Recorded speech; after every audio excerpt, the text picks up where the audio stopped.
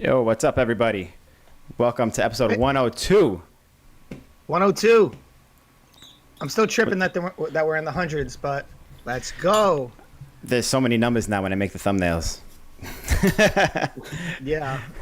Wait till we get to the thousands, people. Wait till we get to the thousands. Welcome, everybody. Welcome to the show. We're here, the early edition today. We got a very special guest from Europe, so we're doing an early episode. I prefer the earlier episodes. I like this. It's still daytime out, as you can see. I could actually do stuff after the show. And yeah, we're good. How's everything with you, Billy? It's good. It's good. I actually I tried to take the day off to do this because it's like 1 p.m. in California and I work till 5. Yeah, I was wondering that with you. Yeah, but I did a half day. So I did a half day, Oh. raised home, made food, ate it. Oh, so you really have been busy then. Yeah. Yeah, it's been busy. I didn't know you actually worked today. Maybe some people will take off work and do a half day today to watch the show. We'll see what happens. But super stoked to have it's a European time episode. It's a time for our guest in Italy and our guests from all over Western Europe could check it out. Maybe some of our friends from Eastern Europe could have the time to check it out if they're staying up late. Maybe even a little further. Who knows? But it's really cool. Hopefully our friends from America have the time, if they're not working, to sit down and check this out. Maybe if they're still on that COVID unemployment. I know it's still going. I know it's going until September. So if you are, thanks for joining us. If you're not joining us live, thank you for joining us in general. I'm going to hit you with my spiel. It's a classic spiel. Please follow us on all of our social media platforms. Go to our Facebook, give us a like. Go to our Instagram, give us a follow. We have a YouTube page. Please hit the subscribe button and the notification bell. You can leave a comment. You can share it. All of these interactions really help us with the algorithm. We have a iTunes. Give us a 5-star rating if you like what you hear, and leaving a comment. Again, these interactions help, and they help boost our ratings so we can get blading up in some of the main areas. Also, we have a Patreon. So usually with our Patreons, we have special content. We have trick tips. We have 3 pieces. We have section reviews with some of our guests. We just had something with Michael Palick from episode 101. So check that out. You could be a Patreon for as low as $3 a month. And if you become a Patreon, you are supporting us in making new content, because that is our goal, to make as much content as possible and be a good source of current events for rollerblading. So every time you do that, it helps us out. So that is my spiel. It's a variation of the spiel. It's different every time. A variation. It's again, a freestyle at this point, which is good. It's a freestyle. Every time you just kick a little freestyle. We gotta get a beat going in the background next time you do the spiel. Do it. I'm down with that, actually. We can do that. All right, we got to get some beats going. But we have a few new Patreon supporters for this week. Quick shout out for your support: Nick Couture, Brandon Hunter, and Ricky Marrero. Good start, Austin. Yeah. I didn't really practice this one. Thank you guys for your support. And as always, there's a link in the description to be a part of our Patreon. I got to film my trick tip, because you got your last one, the top mistrial in, and we did the first handrail. I got to do a true topsoul one. Give us a thumbs up if you want to see a true topsoul how-to on our Patreon, because I got to get going on that. I feel like I'm slacking. Yeah, exactly. I think I have to do one too. We'll get on it. We'll get on it, everybody. Don't worry. We got other stuff on there, though, for you guys in the meantime. But we do have a WTF of the week this week, and we mentioned him before, and he just always delivers. So this week's WTF, once again, comes to us from Tree Rudolph with, for anybody listening, I'll have to describe this for you. It's a rocket fish brain, but the rocket foot is behind the topside foot, if that makes any sense at all. Did you see this, Billy? No. It's like a brain twister watching that. Wow. Oof, the hip. Yo, it doesn't make any sense. He's like a yoga master. I'm convinced. He invented yoga, had to have. But congrats, Tree. That is insane. Definitely something I've never seen before. We've never seen before. So if anyone else has those, go do it and post it and tag Tree. Tag us too while you're at it, because I want to see more people doing crazy shit like that. That's insane. Yeah, I'm just thinking about that. Whether he knows it or not, he's a grandmaster, triple star black belt for yoga. That's intense. Super intense. Yeah. Yeah, shout out Tree Rudolph. Everyone give him a follow too. We also have like a bit of, before we announce our sponsor, something really cool happened in the Blade world just this past week. And, you know, we saw a few months back, them skates got their first billboard. It was in Santa Ana. And it was such a cool event. And they had like a thing with the go get a picture by the billboard. Or, you know, I guess some people were like photoshopping themselves in pictures by the billboard. And you can get a free shirt. But they made a new one with young Parker.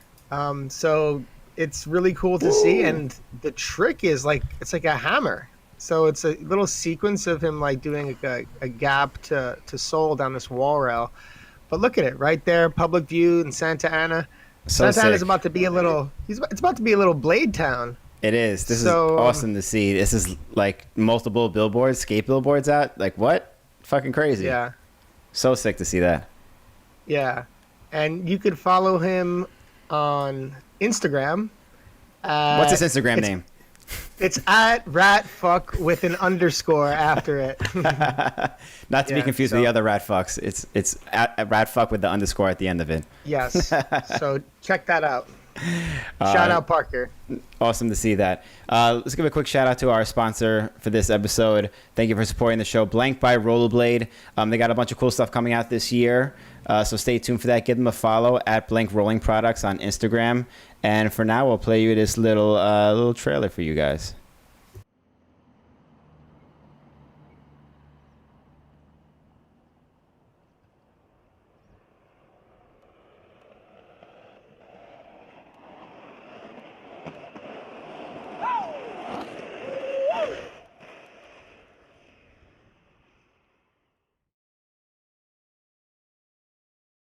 Done like a 50-mile-an-hour hill bomb to get the blood flowing. Shout out to Blink by Rollerblade. Thank you for supporting our show. Everyone check him out. Give him a follow on Instagram. The link is in the description below if you're watching on YouTube. And yeah. Before we move on to this episode real quick, I think we touched on everything else, but in case you missed it, episode 101, last episode with Michael Palick we had on. Like you mentioned before, we did a Patreon video with him because he was on the Hoax 2 tour, which is like the most epic, legendary tour and video in rollerblading history. We watched a few sections with him. That's on our Patreon page. If you're a member, go check it out. But just wanted to shout out a couple of cool comments from last week's episode with Michael Palick.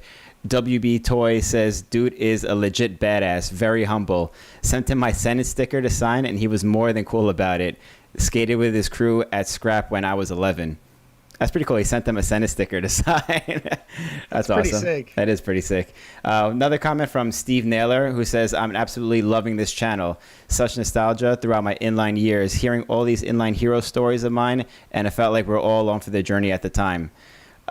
He also suggests, how cool would it be if we do an episode with someone to share their experiences from the outside, not somebody who was a pro, but somebody who looked up to their favorites and couldn't wait to finish school so they could go skate. I guess we all have stories like that. I'm grateful to remember every one of them. Keep up the awesome work.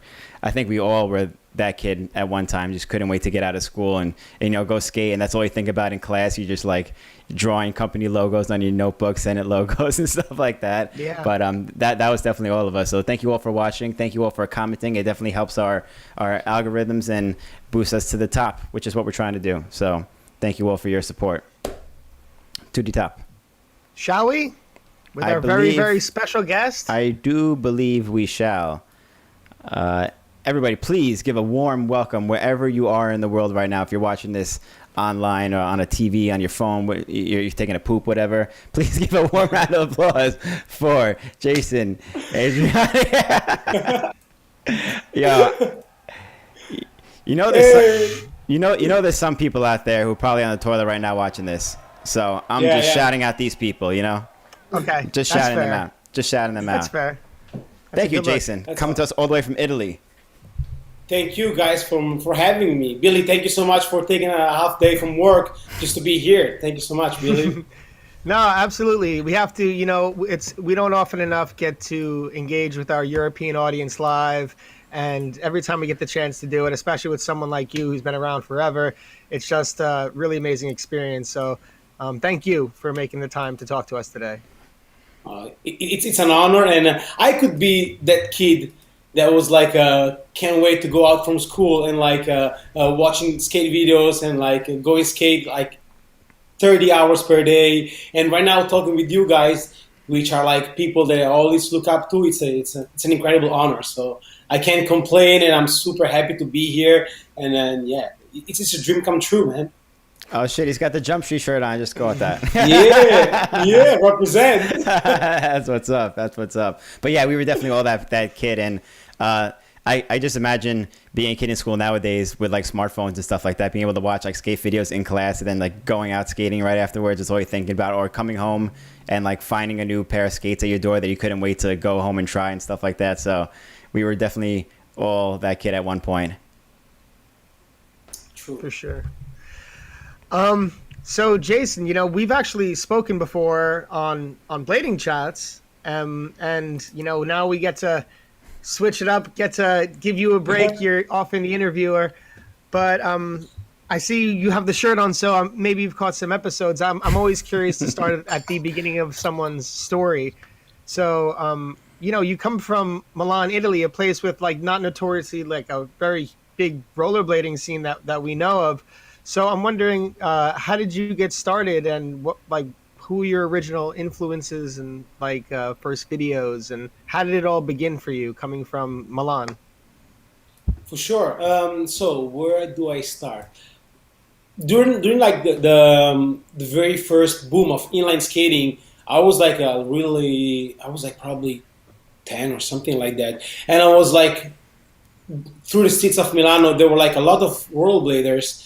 And I always wanted to do that, but like back in the day, we haven't like enough money to afford like a pair of skates and stuff like that. But yeah, like through the times, I started skating because I was skateboarding in 1999. But I always had on my mind the fact that like, oh man, I really should like to try them rollerblades. And so what happened? I was like on a skate park pretty close the city where I'm living right now, and there was like this huge ramp, and I tried to drop it with a skateboard, but then a friend of mine like borrowed me his rollerblade, and I was like, do I really have to do that? I was like kind of scared because it was like a 2.5 meters height porta pipe, and and I was up there like shaking it and like kind of scared about it, but like for some reason I found like the courage to drop it in. The moment that I dropped, I fell on my butt, but like that impact on the ground made like a click on my head, and like from that very moment, I was like, all right, that's the thing that I have to do, and like still till to this day, I do still feel the energy of that impact, and then that spark that like started the blading love to me and through my career, and it was like it was 2000 because I skateboarded. Through like 1998, 1999 during the Tony Hawk Pro Skater PlayStation game era. And then like, 2000, September of 2000, I started skating. And yeah, till this day, I can still feel the energy of that sparkle, of that shock in a way. And yeah, it's still here. And ever since, I'm going to try to skate whenever I can. I always said it to my friends. I never do any drugs or stuff like that because I do believe that skating to me it's a drug. Like I cannot stay a day without thinking or watching anything skating related. That's awesome. That's a really good perspective, by the way, on the drug thing, because skating could be like that really good alternative, or that really healthy alternative to what could lead people to find that thing. It's like boxing or anything else, or riding a bike, but skating's something creative about it as well. But that was cool. Real quick, do you remember that video from the 90s, Better Than Drugs? Yeah. Jason, that's probably before your time. It was probably yes, and it might be that like here in Italy we have like this weird thing that like we change the titles of the movies in a different, like in a completely different like sentence. So maybe it might be like a different title that I've watched it. Like, do you know by chance the story of the movie? Do you remember that? I just remember, I mean, I was super young when I saw it. It was mid-90s. I was like, it was probably one of the first videos I saw when I was like 8 years old. But I remember just, It was a regular skate video, but it was called Better Than Drugs. Okay, so okay, no, my Yeah, bad, my but bad. I thought it was like a movie, like a Oh different no, movie. it's a regular skate video, but there was people in it like talking about why they skate and like why not to do drugs or why they skate as opposed to doing drugs and stuff like that. And that sounds kind of similar to your story and what you're saying too. It's with that clicked in my head, and I haven't even thought about that movie in like 30 years. You know?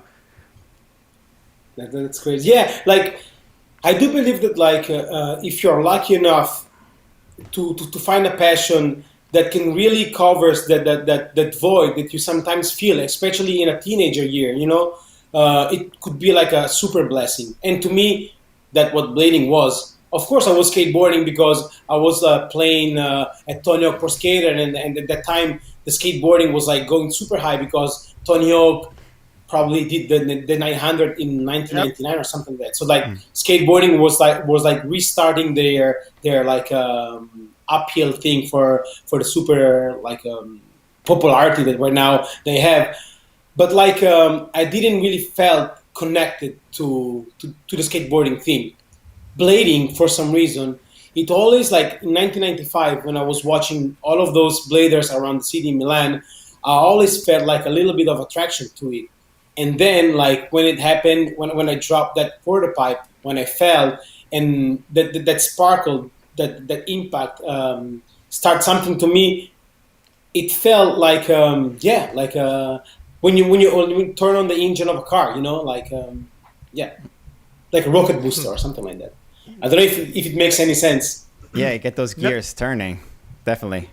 Something just clicked. Yeah, that makes sense. Exactly. Yeah. Well, that's interesting because you said you were skating and like a friend showed you.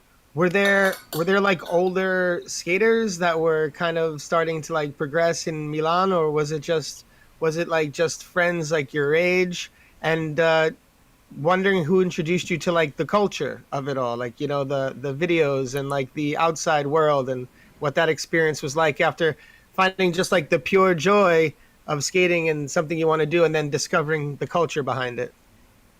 So like as I was saying, 1995, the main train station, which is that spot, that famous skateboarding spot called Stazione Centrale, was like the hot spot in the skateboarding community and in the blading community in here in Milan. And so like through the times I was passing there before skating, I was able to watch all of these people, and then I saw some of them. I recognized some of them at the skate park pretty close to my house. So through them, I was able to start learning the tricks, learning the name of the tricks, and of course the videos. And the very first video that I saw was probably behind those Eurosport special. They were like, we here in Europe we do have like this channel called Eurosport, which is like the ESPN from Europe. There were like those specials about like the X Games and stuff like that. But the very first video that I saw was probably VG15. Yes, because a friend of mine borrowed it, and the very first video that I bought was Coup d'etat, and that video that was like super, like, again, the passion and the drug thing. I consumed the tape of that video. I was like, before going to school at 7 in the morning, I was like waking up at like 4:45 or like 4:30 to watching it like one time, two times, three times, because like everything on that video was. I spoke with Joe on those blading chats about like the influence that like Coup d'etat had in my life and in my friend's life, and yeah, that was like the thing that really made me want to be part of this culture. And then from there, I started knowing, of course, DL, John Julio, Josh Petty, Champion, and ever since then VG16 came out, and you guys were there, Murda and Dustin Alaran, and ever since then, I fell in love right away into the culture of it, and yeah, I get like even more addicted to that. Mm. That's awesome to hear. Like one of your first videos was VG16, and I'm thinking about those videos now, and they're mostly heavily in the States, and especially VG16 was the East Coast video group of mostly just all East Coast skating. And how is that for you to be someone from Europe, from Italy, and like all you're watching is kind of like American skating, something like that? Did you feel like left out at all? Like, was there your own kind of media outlet in Italy and Milan at all, or no?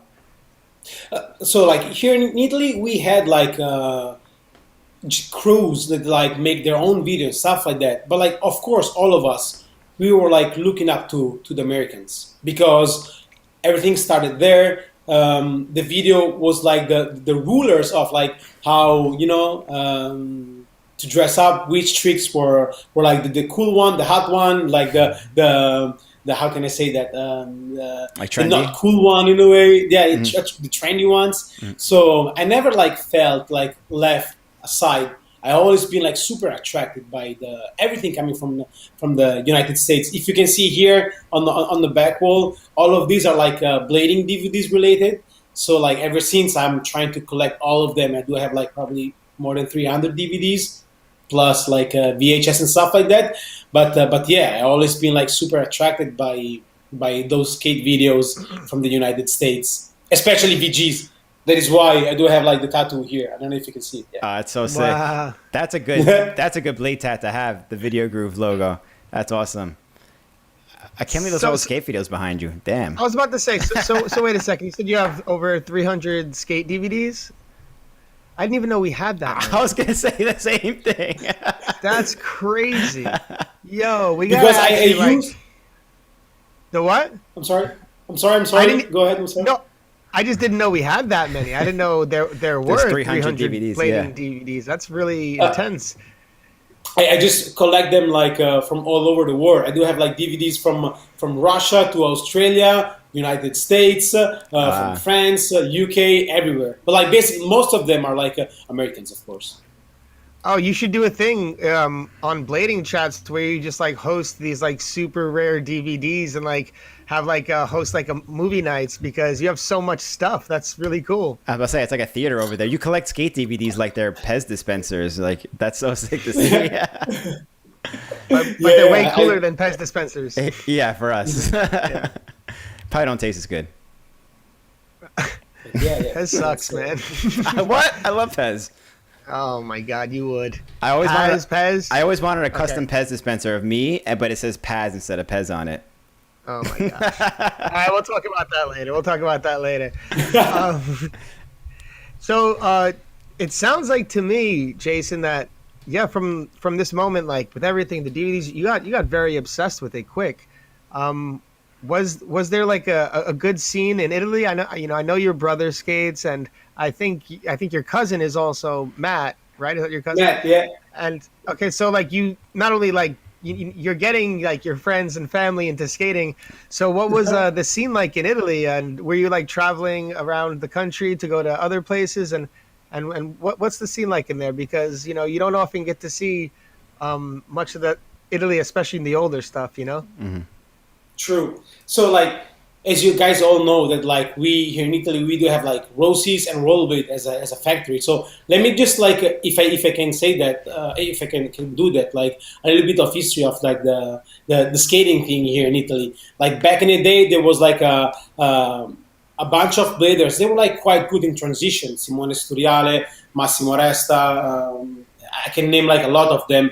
And they were like the guys that we look up to in early 2000, because the scene in early 2000, like from 2001 to 2002, was kind of dead here in Italy. Of course, there was no internet, but like there was like barely no one. Here in Milan in 1995, from 1995 to 1998, you were able to see in the Stazione Centrale spot more than 200 people skating.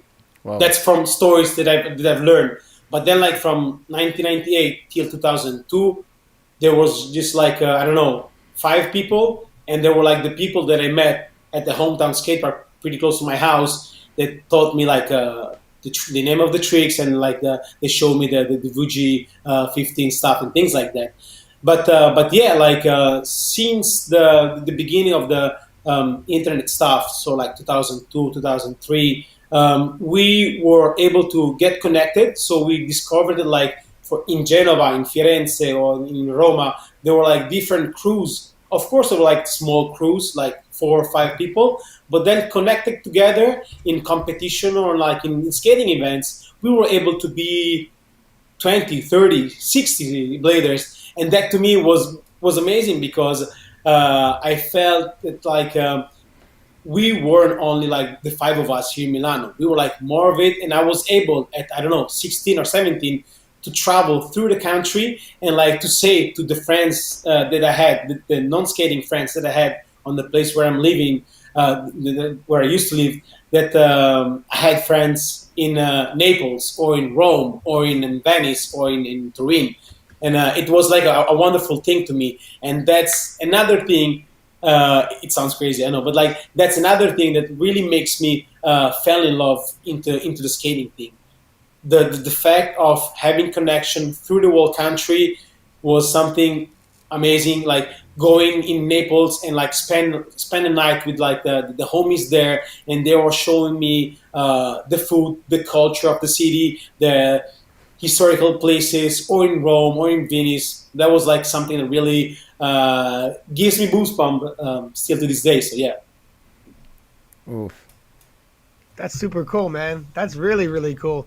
And yeah, like the connections not only through the country, but then worldwide, because, you know, we met years ago, I believe it was at a Winter Clash. And, Yeah. you know, so you've done some traveling outside of the country too. When did you start to travel like outside of the country and start pursuing this like life as a skater?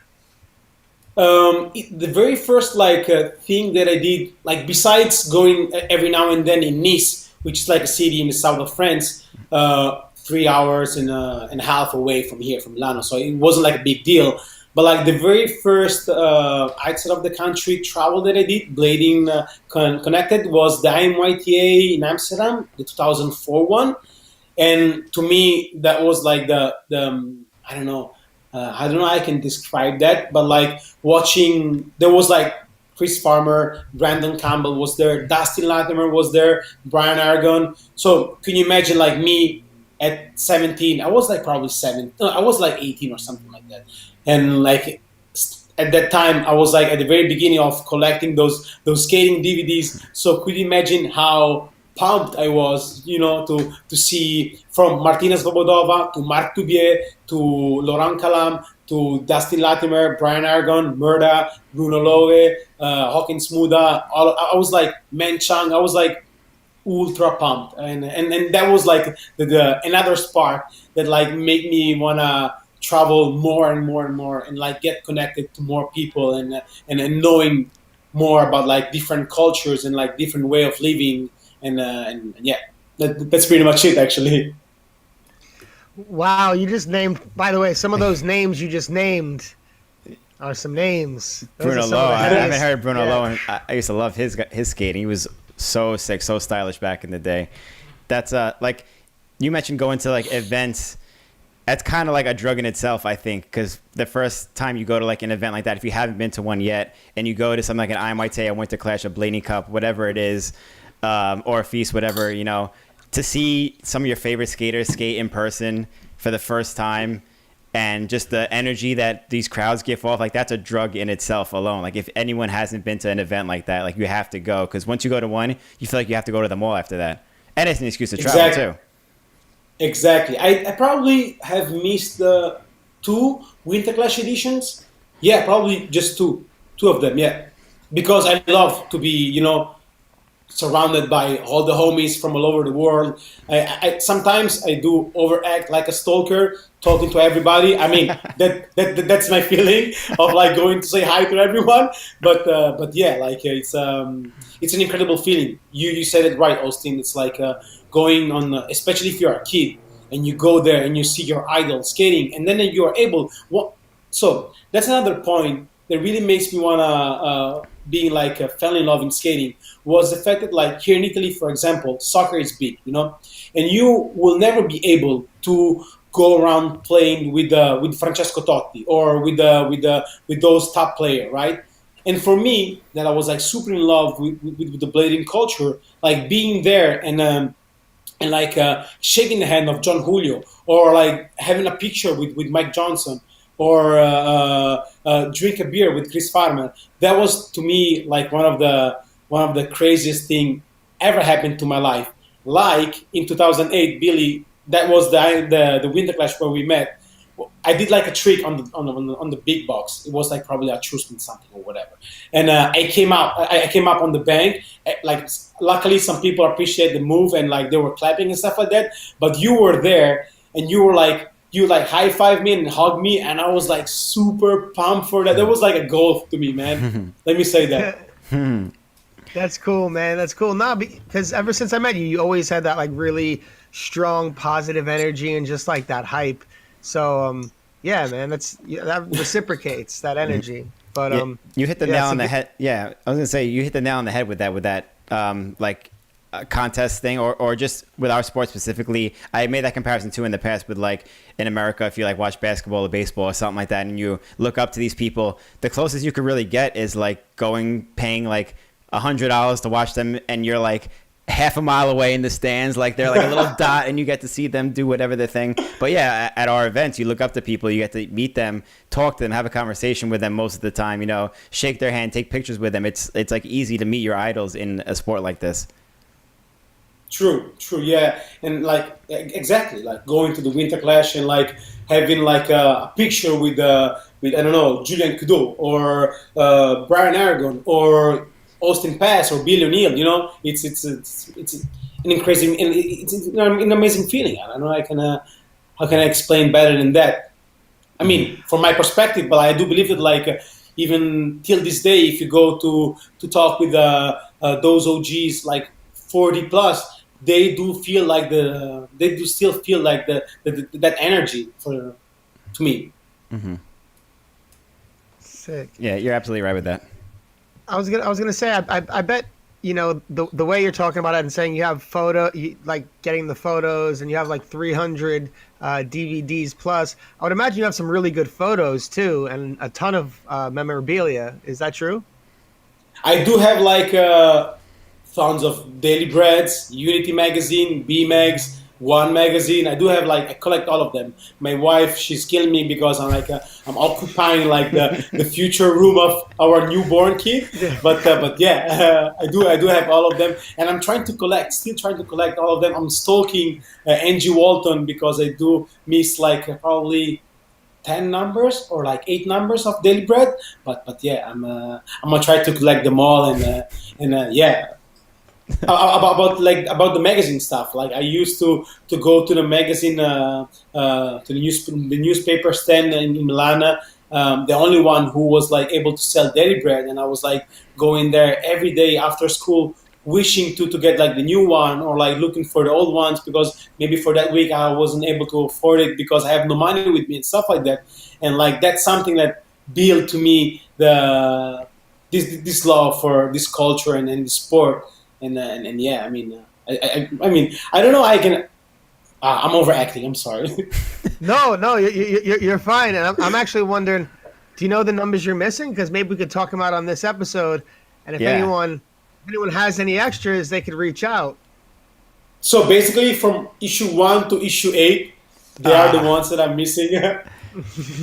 Damn, I have issue 1, but I'm not giving it up. I have issue 1, but I'm not giving it up. Sorry. No, like. You're right. I mean, like that's like how can I say that? That's a museum stuff. Yeah, Tom Fry had a bunch of them when I was in Australia, and his house burned down after that. I'm sure he lost like a few of like the last mint condition issue, Daily Bread issue 1, which is like heartbreaking to think about. But there's still a few out there floating around. I'm sure you can get your hands on them. Definitely. Will be cool. Well, there you go. The request has been put out. His handle's right there. Reach out to Jason if you have issues 1 through 8 of Daily Bread. Please. Or like extra DVDs or whatever. Like if you have like random DVDs, please reach me out, text me, I'll buy them easy. You have the Truth DVDs 1 and 2? Of course. Okay, I was about to say I send you those. You can point it to them. I was gonna say I send you those. That's only DVDs I own.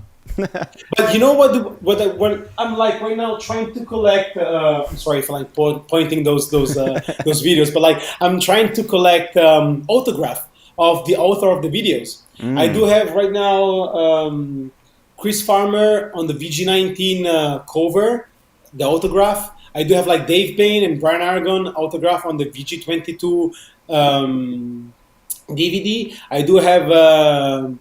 I miss yours. on the Truth DVDs. So I need your Billy, your Austin, and the Kelsos. You could like bring a stash of those to the next Winter Clash and get all of them probably filled in one shot. If you were that Would be cool. That would be cool. do a lot of that. That's a lot. Oof.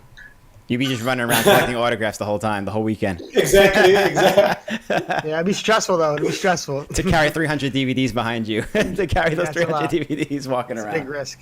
No, let's put it like that. I will ask autograph on the DVDs that really made an impact in my life. So let's point at that. Sick. Yeah, this Winter Clash coming up should be pretty amazing too. Hopefully, if everything stays under control with the Delta variants and everything keeps going good, that'd be a fun Winter Clash to get to. I Yeah. really hope so. Did you see the update on the Yeah. parks? Did you see the update on the skate park, Area 51? No. I saw like yesterday, I think Area 51, if anyone follows them on Instagram, they posted an update to the new skate park because they redid the whole park after the last Winter Clash, and it looks really sick. It's like what you would expect from that place. But yeah, that's another reason why hopefully Winter Clash happens 2022, and we could all be excited to see that as well. Brand new skate park, which is like a whole new contest for everybody. Oh, And a Blader designed that. Really? I didn't know that. Yeah, I do believe it's like Jelle Briggeman. You know Jelle, the guy from Rotterdam. He's like a designer, and he designed that. I might be wrong, but like from what I've learned, from what I knew, because I skated with him like a year ago or like 2 years ago. We skated together, and he told me they are going to rebuild the skate park and stuff like that. And I'm getting involved in the new redesign of the skate park. So maybe he's behind that. Within like some BMXers, so it will be like a mix of blading and BMX stuff combined together. That's very cool. That's exactly like what I saw. I saw pictures of like some kind of smallish type of stuff. I'm like, oh no, please don't put like all these small ramps. Then I swiped to the next photo and it was like huge things. I'm like, Huge. okay, there's like the big stuff. So it's a nice mix of everything there. I'm curious actually, as you were saying in the beginning of the episode, out of Italy, there's Rossi's, there's Rollerblade, but you ended up, you're Italian and you're skating for Razors out of California. How did that happen? You didn't, with any association with the home country brands? What happened there? I don't know. They don't like me. No, I'm just kidding. No, it's just me fucking around. I used to skate for Rollerblade for like 6 months or something like that. And luckily, I was able to be sponsored by like several companies. But like, I was skating for Rollerblade from 2000, in the middle of 2004 and 2005 or something like that. And then I was able to skate for Kaiser and USD for quite some times. And then like, because of course, like in 2009, 2010, it was like Dre, Morta, and Argon. They were like the top three. Of course, before them, they were like Shima and stuff like that. But like at that moment, the peak of the Razors brand was made by Argon, Morta, and Dre, and I was like super fascinated by that. And so like luckily through some connection that I had at Grindhouse, I asked them. It was Thorsten, probably the owner of Grindhouse Skate Shop. I asked him if he had any connection with Razor's skates because I wanted to try those SL. Probably they were like the SL3, the Argon 3 or something like that. Mm-hmm. And like luckily, like after like a month or something like that, Andy emailed me and asking me. He sent me over like a big package of stuff. And like ever since, I was able to skate for and with them. And that's what happened. I every now and then like Rollerblade or Rossi's, like they put it on the table as a joke. Hey, whenever you want it, we are here. But like for the moment, I'm okay with where I am actually. Very cool. No, very cool because you've been representing that brand for quite some time now. So I was about to say. Yeah, it's very very curious about that. And we all love Jeff so much as well, and like some of the things that go down at the brand. So, got a huge shout out to Jeff. Shout out to Jeff. But yeah, and I'm like one of those person that like really how can I say, if I stick with something, I'm sticking with that. I'm not gonna change from this or there on that one because I'm looking for how can I say opportunities or stuff like that. Like if I'm sticking to a plan or like to a thing, that's my thing. Maybe through the course of the years, I can change my mind, stuff like that. But like yeah, as far as like right now, I do like yeah, enjoy the skate and then like Jeff and Marco, and then so yeah, that's pretty much it. You're killing it in those two, so it looks like it fits you well. And you ride for Red Eye wheels now, right? Yeah. So you got wheels from Red Eye, so that's awesome too. So how did that connection happen too? Because that's also like this side of the pond, you know. So like, let me make this clear. Like I'm super like how can I say humble or like I'm feeling blessed to have this pro model because I do really believe that there's like millions of bleeders out there way better than me. So I do really would like to thank Red Eye for the opportunity that they gave me for making the anti-rocker and like having my name printed on something. It always been like something that like the guy said on the comment before, like when you're a kid, you dream, you know, like you dream, like you said, Austin, like you dream like your company logo, or like you dream to be a pro, to be, you know, someone in the game and in the culture. So like ever since I've watched VG 15 and Battle My Crew, I can't deny the fact that like it was like a dream to me, you know, to have my name printed on something. And like Buck and John, they gave me this opportunity, and like I feel super blessed about it, and I can be happier than that, because it's something that like I never thought could ever be reached, you know, for people at my level of skating, because I like I said, I do believe that there's like millions of people way better than me in skating. Well, I mean, you are an incredible skater and an amazing talent for such a long time and representing. So everyone's different. I don't like to look at skating as the prism as better or worse. Everyone's different and offers their own stuff. And so, yeah, you've been a great contributor and a great skater for such a long time. So I think it's amazing that you get a wheel with your name on it, and hopefully more to come, because, yeah, it's really cool. So check it out. Get those Red Eye wheels that Json has out there, because that's super dope. Thank you. It really means a lot. Thank you so much. Definitely. No, of course. You know, I'm actually curious about, like, I asked this, you know, we've had Colin and Sean on the podcast before, and we asked them what it's like having a brother to skate with. But you have, you know, a brother to skate with and a cousin to skate with. You know, I'm sure at like the family holidays, you know, around Christmas, it could be fun, you know, eat some food, you sneak out for a skate, come back for some more food or something like that. What's it like having you know, skating with your brother, skating with your cousin, like, and having these people so close to you that, you know, you share this passion with? It's like the best thing, to be honest with you. I used to skate like for quite some times, because of course I do believe also it happened in New York. Like you have like this period where like you guys are like in the crew are like 30 or like 35, and then all of a sudden like from night to day you guys are like 3 persons. And it happened that like for quite some times I was skating by myself for like probably 2 or 3 years or something like that. But then luckily for some reason Gabriel like wanted to, before skating, Gabriel was skateboarding, and he was like really, really, really good in skateboarding. I don't know if you remember this brand, Lakai shoes. Oh yeah. They used to sponsor him. He was able to do like some like crazy stuff, and like I wouldn't say like sponsor with the contract and stuff like that, but like they were like giving him like shoes, decks and stuff like that. But then all of a sudden, like he wanted to skate, and like and that happened at the time where I was like. I wouldn't say I was like less motivated, but I was I was like skating basically alone every day and stuff like that. So it was like in a period of lack of passion, if I can call that. Yeah. But then like when he started skating, and like when we start to like doing trick one after the other, that connection was like something that really gives me like another like wave of energy on that. And like watching him like growing up and like doing like crazy stuff and like going around and filming with him and going in competition and hang with him and stuff like that.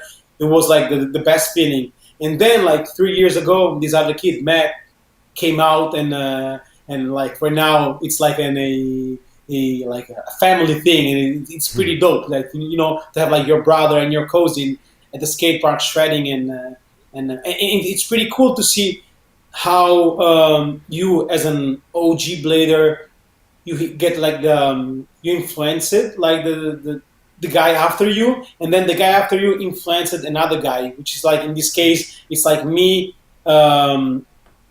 The way I skated influenced like the way Gabble skates, and the way Gabble skates influenced the way Matthew skates. So it's like a mix of like influencing on way of like interpreting skating and so on. So yeah, it's the best feeling. Like and I do really wish to everyone who has like a brother or a sister like to have like the same thing that we do have. But I'm pretty sure that like also like a friend could be like the same thing, of course. Yeah, for sure. Yeah, that's really cool. And I didn't know that Gabriel came from skateboarding and was sponsored. I did see some clips of Matt skateboarding, and it's funny. I've seen even some clips of some other people who are like sponsored or pro skateboarders trying to rollerblade recently. What do you think is happening? What do you think that's about? Because I feel like that's something that wouldn't have occurred like 10 or 15 years ago, but you're starting to see people, maybe embrace rollerblading a bit more, or embrace and go from skateboarding to that. So what do you think that is? And, it's curious, like Gabriel would do that as well, go from being a sponsored skateboarder to, get so passionate into rollerblading. What do you think that is?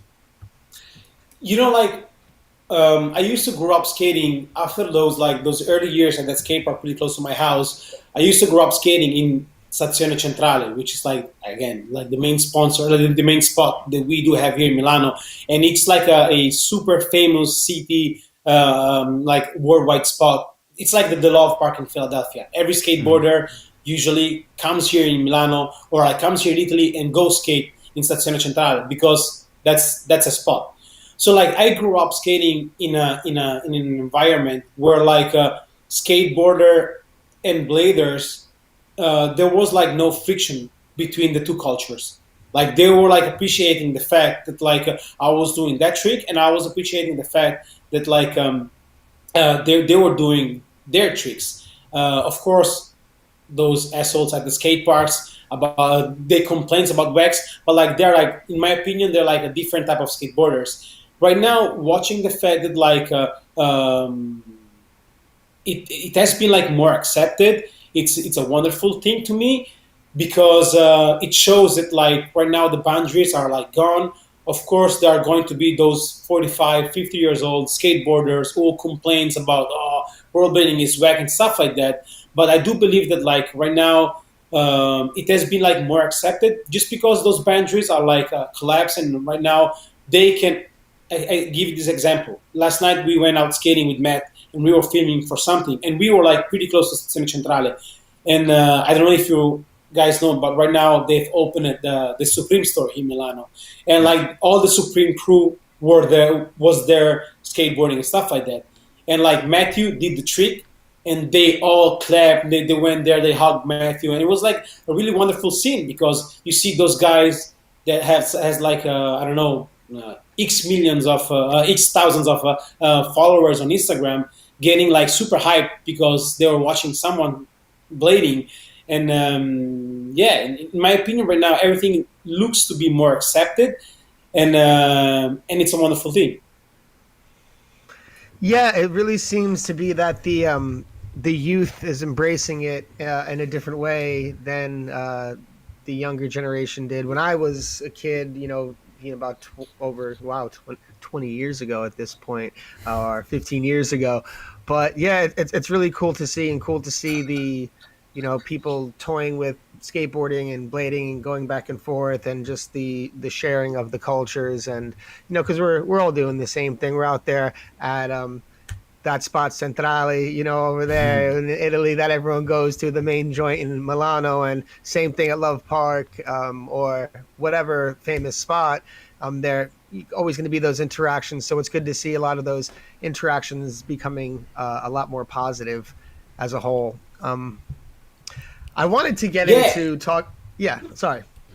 No, just like, I'm sorry to interrupt you, but like, No. we are doing basically the same thing with different like tools, but we're doing the same thing. We are risking our like bones or body and stuff like that. So why making a war? Why like should I judge this guy or that guy because he's doing skateboarding or he's doing scootering? Like, I do believe that like life is already hard, and like putting on it like other negativity while you're doing something that should bring positivity, it's not worth it. So like, showing your appreciation to someone who did like something pretty dope, or like give some motivation to something. Or I one time there was what was the guy name? It wasn't Coston. It was one of those pro skateboarding stuff like that, and he was trying to do backside nose blunt on like one of those famous ledges. And I went there, like of course on skates and stuff like that. I give high five to him after like 5 or 6 tries. He did it. He came back and he hugged me, and it was like pretty dope, to see this. Probably I can't recall the name, but yeah, whatever. It was one of those Eric Coston type of skateboarder. He was skating for a girl, something like that. And like watching like that thing was pretty cool because it was 2005 or 2006. So like it wasn't right now where like everything seems more accepted, and like leaving the negativity away in a positive environment could be like the best thing to me. Yeah, absolutely right. Yeah. No, I was gonna say it's similar to like if everyone's driving on the road and everyone has road rage, everyone's just fighting with each other, driving on the same road and the same highway when everyone is skating the same park, the same skate spot, the same ramp, and everyone's fighting with each other. It's not fun for anybody, Everyone just got to get together, pump each other up like you would your buddy who has skates on, or a skateboard or a scooter, whatever it is, and everyone just have fun, watch each other grow, because everybody just likes seeing cool shit done. That's what it comes down to, I think, no matter what it is. Exactly. And I think it's a good point that you mentioned. Life is really hard. You're as it is without any of that BS. Yeah. You're out there trying to get away from that just for a moment, skating or just enjoy yourself, and to be met with that kind of negativity in that atmosphere is just so counterproductive. It's not worth it. It's BS. It sucks. I know it was like an old guard thing, and it's in the bones of a lot of the older 45 and 50-year-old skateboarders. But I'm happy to see that attitude changing, because it's garbage at the end of the day. So Exactly. That's cool. That's really cool. Mm-hmm. Yeah. Because it doesn't bring anything. Exactly. Say again? It doesn't bring anything besides like negativity, or like you're taking away the joy for a kid. That like, for example, could you imagine like if 20 years ago or like 25 years ago, you guys were at the skate park, and you, like those at the time 20, 22 years old skateboarder came up to you guys super like savage and tell you, hey, you better. Maybe it happened, I don't know, but like you could taken away a like how can I say that, like you are able with your negativity to take away a passion that could change the life of a kid, if it makes any sense. So like why you have to bring it there, and like why you have to bring your rage, and why you have to vomit your negativity to that kid. Like you were saying, life is pretty hard. We do all have to pay taxes, so why we do have like to bring like the stress thing in an environment that like should bring like joy and like and happiness. Yeah. Exactly. We all got to pay taxes. We all got to go to work. That's tough enough. We got to be nice to each other at the bare minimum. That's it. Yeah. So no, I completely agree with you on all of those points. Yeah, you made a lot of great points, especially with the youth too, and like just the youth to be bringing somebody into your sport with all this hate. That's like raising your kids to like wage war on like another country, you know, you're just starting all this animosity from the start, which should be the opposite of what we're doing as humans to grow together, you know? Exactly. Absolutely. Wow. I love that. I love that we touched on that. Good vibes. I actually this wanted to episode. talk. I actually wanted to talk about, you know, something that affected all of us and that led to you starting a new endeavor. COVID, you know, when it began in, you know, the end of 2019 and early 2020, it hit Italy was one of the hardest hit countries, specifically the north and Lombardy, if I'm not mistaken, around Milano and areas like that. And it led to everyone being secluded and going through all this. And I think we know how hard it was. And if you want to grow on some specifics of the hardness of that, you can. But I wanted to talk about how it motivated you to start blading chats. I saw you like doing motivational things. You made a P-rail in your basement and you were skating the P-rail. You were doing recipes and making all this food, like really good Italian food, but like, you know, everything from scratch and very good stuff. I gotta say, you maybe should think about making a cookbook. We'll talk about that later. But I was curious about everything that you know, got you motivated, and I mean, or that entire experience in general. All right. So what happened? Probably was like the very last weekend of February.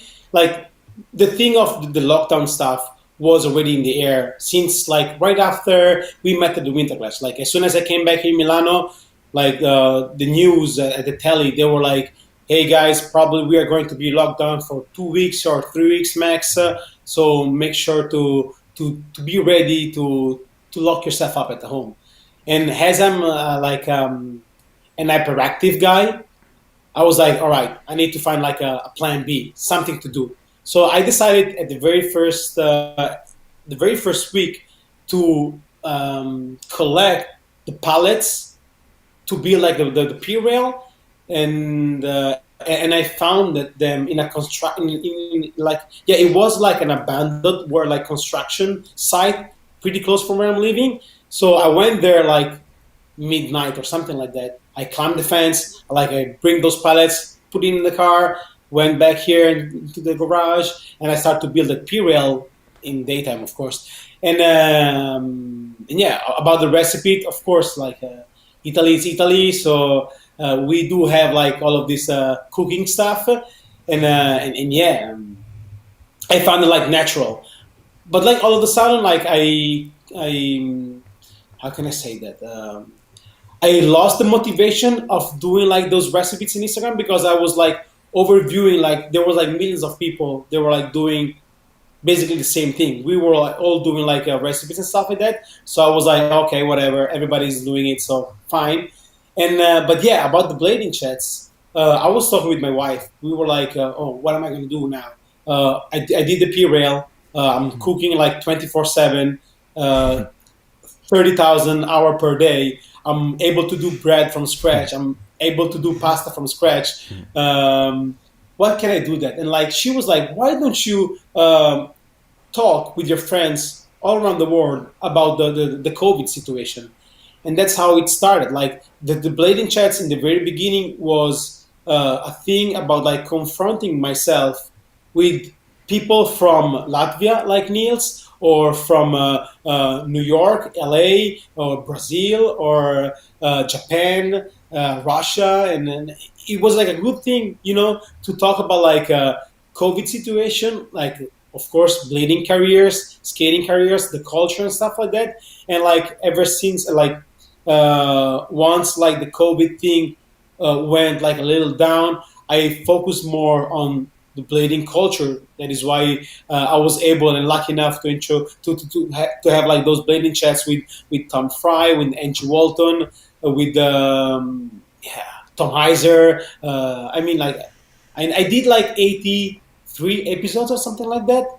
So I was like kind of a super stalker, and I do still feel right now because I'm trying to hit other people, and I do really would love to have them. Maybe I don't know, from September, who knows? But yeah, it was like a fun time to me, and like it was like a pretty cool thing because, like I said, I do still have that kid inside of me that like was super hyped in 2004 MIT Amsterdam and able to talk with Tom, with Angie, with Carl Sturgis, with I mean, I can name like there's just like millions of people that I'm super hyped. Talking with you guys, it was like something really outstanding to me. I mean, there's like the list goes on, and I was like super pumped to confront myself with leaders that I do admire. Yeah, I watched a few episodes that I really liked from Blading Chats. Jeff Frederick was a really cool one. Yes, Yeah, yes. Carl Sturgis was very cool as well.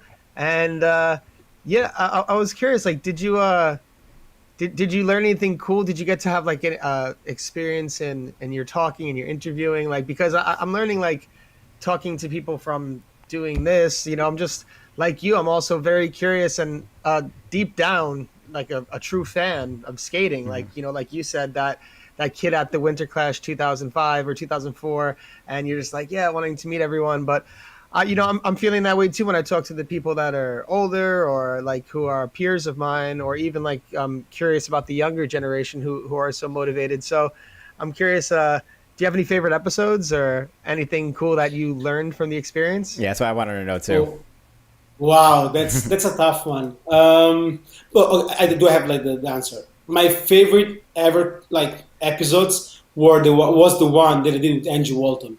We went live in Instagram like for 3 hours or something like that, and like I was like charging my phone, like stopping because like at that time you were able to do only 59 minutes live stream. So like I was stopping the live stream and like restarted and the phones dies and like it was like a crazy one. But like to me has a like yeah, as like a rollerblading, like a super fan, like talking with her, it was like something pretty dope. But like, yeah, of course, that one is like on the top. But like, I do like all of them. They were like my favorites. Drew Backrack, Carl Sturgis, Jan Welch. I mean, you guys. It was like pretty a fun thing. Jeff Frederick. Like I learned that Jeff is able to speak in Italian, and I was like shocked about that. Eric Bailey, I mean, there's like 1,000.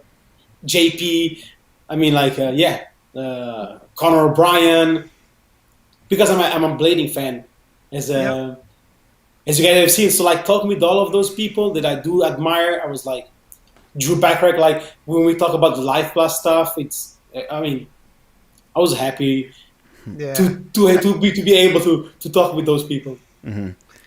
Yeah, I bet especially with Drew and Carl, like being like, you know, someone who's like an avid collector of like a lot of these videos, it must have been cool to go through some of those epic ones like the Life Plus. I'm sure you know them inside and out.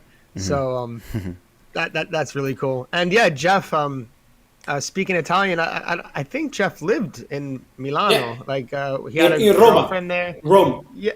Rome. Okay, he was in Roma. Okay, I knew he lived there for a little while, but yeah, that's funny. that's a cool experience to get to know everyone.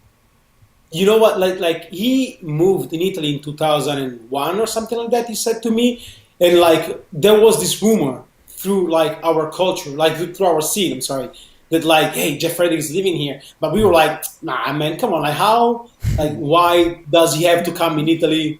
For like which purpose? And then I've learned that he came to Italy to study art and stuff like that. And he came here in Milano. Like he spent like a few nights here in Milano. And I was like, at that time, Jeff Frederick was right now. He's like he's a monster, but like back in the day, he was still Jeff Frederick. You know, Project Mayhem. He was doing like TTA, Switch and Natural Easy. He was doing like he was Jeff Frederick, and we were like, dude, if I'm able to see him in the streets, I'll run after him. There was actually an old interview in some old magazine back in the day. I don't know, like one of the first things I saw of him, not Daily Bread, something else. But they asked him, "What's your name?" And then he said, "Jeff Di Federico." And then he said that's his real name, but I guess it changed when he came to America. So it's funny. Oh, story. Really? Yeah. It's an old interview in a magazine. It says, "What's your name?" And it says Jeff Di Federico, and then it said, "I'm Italian as F." He said, "I'm Italian as fuck," in the interview. So it's a funny it's a funny little interview. I'll ask him actually to send it because it's a cool little piece of history. But yeah, it's funny. I guess his last name changed in America, which some people do, you know. Yeah, when you come to Ellis Island, they don't know how to say your name, so they just write down whatever they want. Did you know that? I don't know if like a lot of people who aren't American know that. Like a lot of Americans, our names were different. Our ancestors' names were different because when we came to America through Ellis Island, through the Statue of Liberty, everyone has an accent, so you don't understand really what you're saying, and you just write down. The people they were just writing down whatever changed, whatever sounded like they heard. So your name was changed sometimes when you came to America. Yeah. No way. Yeah. Sad story. Sad story.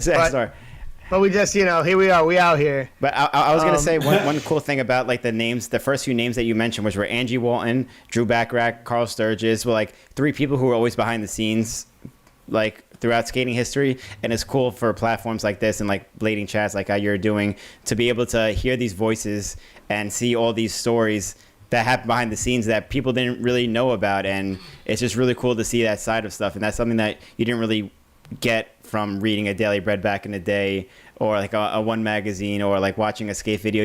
It's like a new voice from a generation that was passed already, which is maybe why you specifically said those names first, because those is what came to your mind, off the top of your head. Yeah, and like another thing that happened to me was the fact that just like you said, like giving them like a platform to express themselves once again, to maybe share their knowledge, or like share like the it was a way for me, for like, if I was able to do that, I don't know, like maybe the future will tell that, to show the culture to the next generation, to let them know who Tom Fry was and who Tom Fry is, who Angie Walton was, what she did, what Drew did, Carl Sturgis, the video that he has done, the career of Conor O'Brien, or it was a way for me to first talking with my idols, and second of all, a way to spread the culture to the next generation, to the future generations. Mm-hmm. Exactly. That's why we're here, baby. And you guys are killing it. You guys are the best. Thank you. We're trying to do our best, but there's all different flavors, like you said, like blading chats. There's mushroom blading podcast. There's platform. There's all these different flavors out Wax there. Toaster. Wax Toaster. Everybody. So it's cool to see everyone's different take on everything, because you could do a different podcast and talk about something completely different, have a different story here or there. So it's like watching the news or like a late night talk show. It's all different. Exactly. I do love like listen to yours when I'm driving, for example. When I'm driving, I love it. The heavy one, for example, like I was driving and also I watched the Patron special, and I was like watching it while I'm driving. So I might not gonna say that. I shouldn't have to say that, but I was too pumped. And I was like, after that, I rewatched the 4x4 section, the drip drop section, on top section, and watch all of them.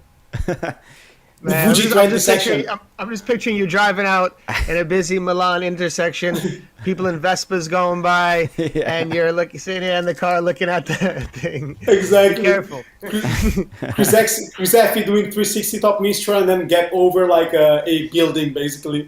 A building. Yeah, some of those sections are pretty incredible. That's for sure. Yeah, that was a good one. Yeah. There are actually a few more things I'd like to ask you before we open it up for questions. But before all that, I would like to say to everyone watching live, please hit the like button. If you're not watching live, also please hit the like button. It would be great for us.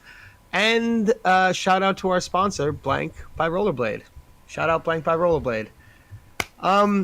So Jason, there's a couple questions. One is more just a curious question, and the other is a different question. I'm sure Austin has his questions as well. But what is it called, what we do? I do call it blading. Okay. If it were to go to like the Olympics on a big stage, what would it be called, do you think? I'm just curious. Your thoughts. First thing first, like for some reason, like I get nominated like earlier this year as like the coach of the Italian team of the roller freestyle team. but I do still attach on my roots, and I would call it blading. But unfortunately, they said it like blading, it's blade related and stuff like that. So they have to call it roller freestyle. But like if I have to stick with the name, I would say like blading or roller blading. Fair enough. But Okay, I do know that like there's like a lot of like controversial thing behind the rollerblading thing or rollerblade thing. But yeah, I do will call it. I consider myself as a blader. When somebody asking me what you're doing, I say I do am a blader. On the blading school that I do have, the WhatsApp chat that I do have, it's called it blading school, and I do like teach the kids and the parents that we are blader. It will be like the wrong thing, but like to me, I do talk with Ivo, the owner of This Is Soul, that like we discuss about the fact that like we should call ourselves aggressive inline skaters, but maybe it's me that I'm too attached to that mind game T-shirt who says Blader, and so that's why I consider myself Blader. I might be wrong, but that's my no, vision. There is it's no wrong subjective. answer. Yeah, there is no wrong answer. Yeah. What were you talking about the WhatsApp chat with your skate school? Yeah, I do have like a skate school. How's it go through WhatsApp? How does that work? WhatsApp? Like what are you talking about with WhatsApp? Like it's a virtual skate school, or is it like? No. Like WhatsApp, it's like an app that we do have here in Europe. Well, I know what it where is, but like it's like, are you I'm teaching sorry. through WhatsApp, or is you just using No, that? no. It's like yeah, we are using it for okay. Tomorrow we are going at this spot at that time. So first class will be here, second class will be there, and stuff like that. Gotcha, And like the group name, it's called Blading School. Oh, got you. So tell us about your blading school then. Okay. What happened? 4 years ago, actually. Unfortunately, I've lost my cousin. She was like 32 when she passed, and so like to commemorate her life, I decided to do this blading charity event.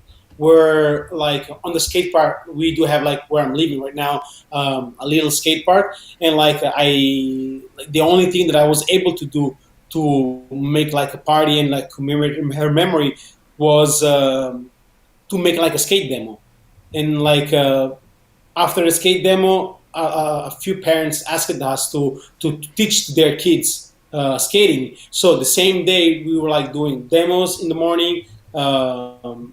Teaching skating to the kids in the afternoon, and then another little demo, and so like after that, like a lot of parents like they were like super pumped because of the response that they had from their children. They were like super happy to skate, and like they wanted to do more and more. So like ever since then, like I was like doing like random lessons. Like for example, September 2nd. Saturday we're gonna meet up at that skate park, and I'll be there teaching. Or like March 12, I'll be there and I'll be there teaching. And like year after year, like I started to get the motivation and like the feeling that I was able to do skate lessons. And like last year, I did it like properly. So like every Saturday from 10 to 12 in the morning, I have like this meeting point with those parents at that skate park, and like we are in 30. Yeah, I'm like yeah, I do have like 32 kids that I'm teaching skating to, and yeah, of course, year after year, like that charity event grows, and like we were able to get connected with more kids and like more like people, and so yeah, that's what basically I'm doing with that blading school. And it's pretty cool because I do have like two classes, the beginner and the advanced one, and like the youngest one that I had, she was like 2 years and a half. Whoa. And like the oldest one, she's like 12 or 11 or 12, something like that. And it's pretty dope to see the progression, like the skills and stuff like that. It's pretty dope to see like this 4 years old kid, like when he started skating, when he started to make those lessons, was like barely able to standing up on skates, and then like at the end of the year, he's able to drop down on banks, maybe doing like a little hair and stuff like that. It's something pretty dope. That's awesome. Like it's crazy how naturally that came because you didn't like really intend on doing that, and it's also cool to hear that parents came to you asking to teach their kids. I feel like that I at least haven't heard that happening with other skate schools really. It's just like really cool to see that parents want to put their kids doing that, even though they don't really skate. Like, cause you know a lot of us skate and have kids, and then that's how our kids skate. But like from a random person walking around, just to be like, oh, teach my kid how to skate. Like that's really cool to see and really motivating to hear that too, because it does show that there is a future if people still do want their kids and other people to skate, even not knowing anything about the sport in general. You know? Yeah, like the skate park that you have guys seen that like we skate all the time, the one with the box and the flat rail and stuff like that. Whenever we saw, because it's not only me, it's Matthew, it's Jomar, it's Gabriel, it's like everybody. Whenever we saw somebody at the very beginning of stage of skating and stuff like that, we go there, we say hi, we say, hey, you need any help? I help you drop down this ramp. I give you tips and stuff like that. We try to be as open as possible to get them motivated to, skate and like fall in love with the culture and with the sport. Yeah, definitely. I'm curious to know what you've like learned throughout doing this process, because I know that when you start teaching something, you learn it in a different way yourself, and not even just about learning the sport, but maybe learning a little bit of what we could do to help make the sport grow and introduce new skaters to the sport. What I've learned is the fact that like first thing first, kids are like little like grown ass men. Like you cannot treat kids as a kids. You have to treat them as like a mature person. You have to talk with them like in a proper way. Of course, sometimes their mind flies away, but like it's pretty cool to talk with them as like an adult. It's pretty cool for that. And second, it's how you approach the way of teaching it to the kids. From my experience, like the thing that they really like, it's the fact that like they aren't in those classic sports such as soccer or like basketball or like gymnastics and stuff like that, where you have to do that or you have to do this, you have to be there, you have to do that. There's like millions of rules. From the lesson that I'm doing, of course there are rules, which is like respect the people close to you, never like push anybody. When I'm saying something, try to imitate what I'm doing, and that's pretty much it. And trying to be as smiley as possible. Try to smile as much as you can, and be patient. That's the thing that I've learned and through this like skating thing, skating school thing. Mm. What about things that have you learned anything that people could do to help grow the youth in our sport, since you're teaching kids how to skate? You know, I feel like you're around kids a lot and know what would attract them to the sport, or maybe what attracted them in the first place to it, what to look out for and stuff like that. That's an interesting question, because the kids that I do have are like from 2 to 12 years old. I do believe that like we as an industry should attach the 12 to 16 years old generation, and like to attract them, you need to have, like it happened to me, you need to build as a culture those figures. Back in the day, there was like DL, there was like Mike Johnson or Dustin Ireland. There was like character that like me as a 15 years old, 13 years old, 14 years old kid, I was like, man, I want to be like this guy one day, you know? So like probably we as a culture should, I want to say build because it's not the right word, but like should find the next, action figure to look up to for next generation. That could be those kids that like, for example, one of my kids could like look up to one day, because right now, of course, like you're like the mom of the 8 years old kid will never leave his kid alone in the Stazione Centrale to go skate by himself. She will be related to the school, but then after that, when the kid will be like 12, 13, should be able, the kid himself, to look up to something in someone, to be like, okay, I want to be like this next guy. Has like happened to me watching like, I don't know, 11:31 and watch your guys' profile. I was like, oh man, I want to be like Austin. I want to do like full cavalier top soyal on drop rail. So I want to do like disaster TTP like Billy on Eagle. Do you? Sick. Yeah. Go ahead, Billy. No, you go ahead. I was gonna say You're on a roll right now, so I'll let you go. I'll let you go on it. I don't know. This topic interests me a lot, I guess. Yeah. But do you introduce these kids to like skate videos and stuff like that? Is that part of like your what do you call it? Like lesson, I guess, maybe? Because you could just be like, oh, if you like think this is really cool, like check out this person, check out like Oyunen and check out like Joe Atkins and stuff like that. Or I'm curious if like maybe even part of your lesson, like you watch like a skate section or something like that, like start off the day with like a skate section, hype people up, because we were talking earlier about how sick it is to go to a contest and see your favorite skaters skate and how motivating and inspirational that is. So like having that role model aspiration is like huge to motivate people to skate, and I feel like that's huge with the youth. I'm curious if you encourage people to do stuff like that, or you learned anything about encouraging kids to look up to certain people. I do. I mean, I wouldn't say that like I send them like a link of the video and stuff like that, but I do tell the parents, hey, show to your kid this video or show to your kid that video and stuff like that, because it's crazy to see how it's a parent thing. Like the parents ask me, hey, when can we watch those videos on YouTube?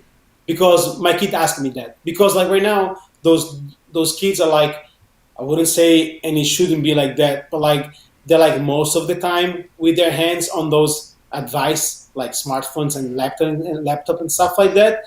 So like they asking me, is there any video that I can show to my kid? Or is there like anyone cool that we can follow on it? It's crazy to see that like, maybe like it happened to me several times, that like, especially for the younger parents. I discovered this guy, Joe Atkinson, he's amazing. He's an amazing skater. Or like I discovered this other guy, and it's CJ Wellsmore. It's pretty cool to see that, and it makes me laugh, and I'm so happy. Like I'm not talking to the kids about the tricks.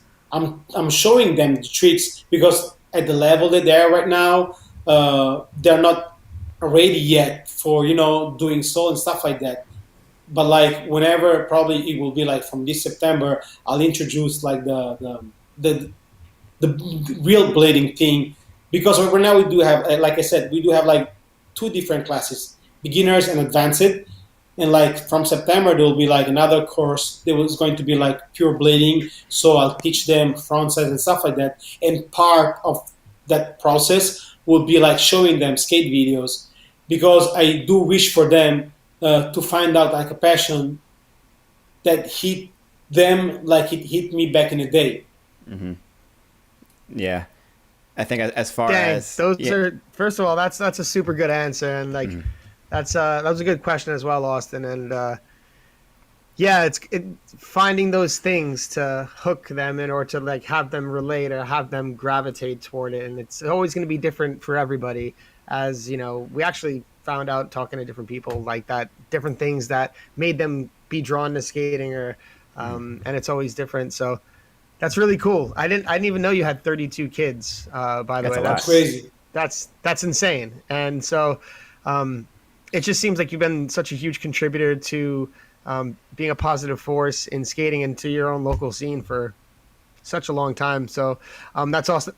I don't want to continue to go, because I think Austin had another question. I just wanted to get a word in. No, go for it. No, I wasn't having another question. I was just talking about how it's like equally, I guess it depends on the person, but I feel like it's equally motivational to physically go out and learn how to skate, and as much as it is to watch someone skating that really pumps you up. Both of them are so like motivating in their own way. That's cool to be able to teach a kid in person, like hands-on, show them what to do, and then they go home and then watch a skate video, and they're pumped for the next session to go out and like skate with you, Jason. That's just in my eyes, it's a really cool way to motivate people, and I'm glad to hear that you're doing it. Like Billy said, that's awesome. 32 kids is a lot, and people love that shit. That's what our sport needs, more of stuff like this, more new faces, younger kids in our sport, because that's the future of our sport.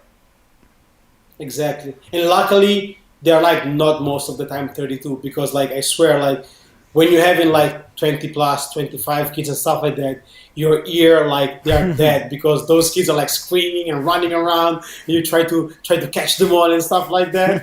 But like it's like sometimes I do like when I'm coming back from the lessons, I do really enjoy the silence. I was like, oh, that's a moment of joy for me. But yeah, it's amazing to show them because like usually the thing happened like that after the lessons. I do make some tricks at the skateboard, like I don't know, fish stall or like a 540 or something like that, and they are like super hyped on that, and it's pretty cool to see them like happy and pumped for watching a trick and stuff like that, and that's a way to me to hook them up for like another course which is like pure blading. Mm-hmm. Very cool. I think we're going to open it up for questions in a little bit. First, I want to ask you something, but before that, it must be going pretty crazy over in Italy right now with the Euro Cup. Is it going crazy out there? Oh yeah, guys in the finals. We are in the final. Luckily, I don't know if like how it happened, but like we are in the final game. So let's see what the future brings. England. It will be super pumped because, of course, it is probably their first Euro Cup final, so, and they are playing in the UK, so it will be a tough game.